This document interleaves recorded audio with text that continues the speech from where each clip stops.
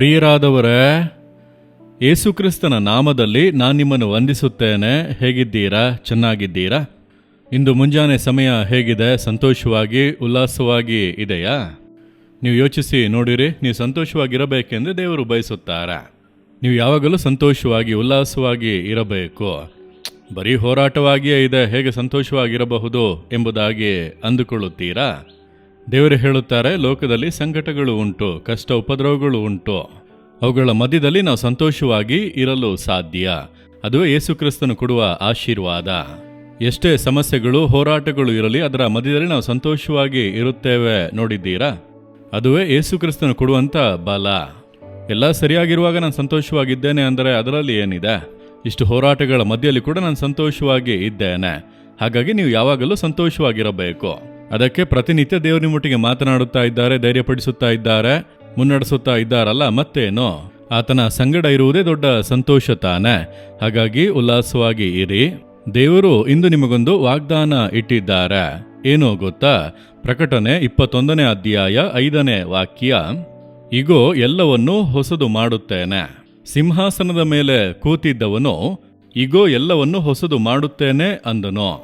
ದೇವರು ಹೇಳುತ್ತಾರೆ, ನನ್ನ ಮಗನೇ, ನಿನ್ನ ಜೀವಿತದಲ್ಲಿ ನಾನು ಎಲ್ಲವನ್ನೂ ಹೊಸದು ಮಾಡುತ್ತೇನೆ. ನನ್ನ ಮಗಳೇ, ನಿನ್ನ ಜೀವಿತದಲ್ಲಿ ಎಲ್ಲವನ್ನೂ ಹೊಸದು ಮಾಡುತ್ತೇನೆ. ಹಳೆಯ ವಂಚನೆಗಳು, ಮೋಸಗಳು, ಇಕ್ಕಟ್ಟುಗಳು, ಉಪದ್ರವಗಳು, ಗಾಯಗಳು ಅದೆಲ್ಲವನ್ನು ನಾನು ಮಾರ್ಪಡಿಸಿ ಹೊಸದು ಮಾಡಲಿದ್ದೇನೆ. ಇನ್ನೂ ಒಂದು ಸಾಂತ್ವನ, ಒಂದು ಜಯ, ಒಂದು ಆಶೀರ್ವಾದ, ಇನ್ನು ಒಳ್ಳೆಯ ಕಾರ್ಯಗಳು. ಆತನು ಹೊಸದಾಗಿ ಮಾಡುವ ದೇವರು. ಹೊಸ ಹೃದಯವನ್ನು ಕೊಡುವರು, ಹೊಸ ಆತ್ಮನಿಂದ ತುಂಬಿಸುವರು, ಹೊಸ ಯೋಚನೆಗಳನ್ನು ನಮ್ಮೊಳಗೆ ಉಂಟು ಮಾಡುವರು.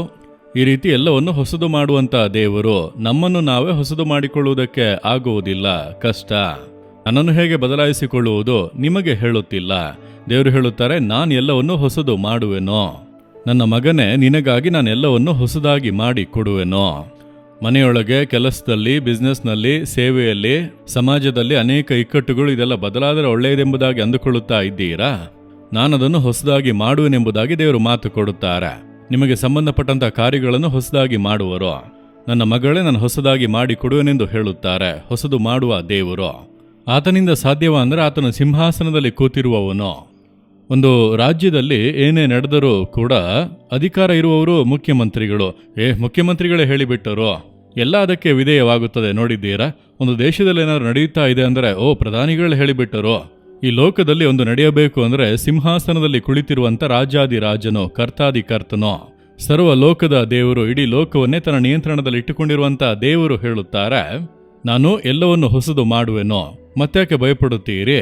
ಯಾವುದೋ ಒಂದು ಕಾರ್ಯದಲ್ಲಿ ಹೊಸದಾಗುವಂಥ ಅನುಭವ ಅವಶ್ಯ, ಹೌದಲ್ಲ? ನಿಮ್ಮ ಹೃದಯ ಹೊಸದಾಗಬೇಕು, ಚಿಂತೆಗಳು ಹೊಸದಾಗಬೇಕು, ಕುಟುಂಬ ಹೊಸದಾಗಬೇಕು, ಕೆಲಸದಲ್ಲಿ ಒಂದು ಹೊಸದಾಗುವಂಥ ಅನುಭವ ಬೇಕಲ್ಲವಾ ದೇವರೇ? ನೀವು ಹೊಸದು ಮಾಡುತ್ತೇನೆಂಬುದಾಗಿ ಹೇಳಿದ್ದೀರಿ, ಈ ಕಾರ್ಯದಲ್ಲಿ ಹೊಸದು ಮಾಡಿ ಕೊಡಿರಿ.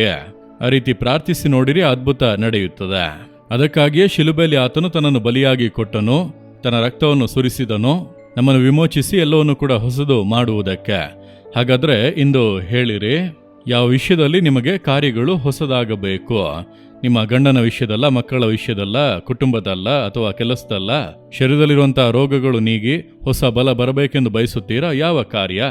ನೀವು ಮನಸ್ಸಿನಲ್ಲಿ ತೀರ್ಮಾನ ಮಾಡಿಕೊಂಡು ಈಗ ನಿಮ್ಮ ಹೃದಯದಲ್ಲಿ ಕೈ ಇಟ್ಟುಕೊಂಡು, ಈ ವಾಗ್ದಾನ ನನಗಾಗಿ, ಈಗೋ ನಾನು ಹೊಸದು ಮಾಡುತ್ತೇನೆಂದು ಹೇಳಿದ್ದೀರಿ, ಮಾತು ಕೊಟ್ಟಿದ್ದೀರಿ, ನನಗೆ ಈ ಕಾರ್ಯಗಳಲ್ಲಿ ಹೊಸದನ್ನು ಮಾಡಿ ಎಲ್ಲವನ್ನು ಕೂಡ ನೂತನಪಡಿಸಿ ಕೊಡಿರಿ. ಇಂದು ಅದ್ಭುತವನ್ನು ಎದುರು ನೋಡುತ್ತೇನೆ. ದೇವರೇ, ಆ ರೀತಿ ಪ್ರಾರ್ಥಿಸುವಂಥ ಈ ಮಗನಿಗಾಗಿ, ಈ ಮಗಳಿಗಾಗಿ ನಾನು ಪ್ರಾರ್ಥಿಸುತ್ತೇನೆ. ನೀವು ಮಾತು ಕೊಟ್ಟಂತೆ ಎಲ್ಲವನ್ನು ಕೂಡ ಹೊಸದಾಗಿ ಮಾಡಿ ಇವರನ್ನು ಸಂತೋಷ ಪಡಿಸಿರಿ. ಈ ಅದ್ಭುತ ಅವರ ಜೀವಿತದಲ್ಲಿ ಹಿಂದೆ ನಡೆಯಲಿ. ಯೇಸುಕ್ರಿಸ್ತನ ನಾಮದಲ್ಲಿ ಪ್ರಾರ್ಥಿಸುತ್ತೇನೆ. ಆಮೇನ್, ಆಮೇನ್. ಜೀಸಸ್ ರಿದೀಮ್ ಕನ್ನಡ ಯೂಟ್ಯೂಬ್ ಚಾನಲ್ ಅನ್ನು ಸಬ್ಸ್ಕ್ರೈಬ್ ಮಾಡಿ.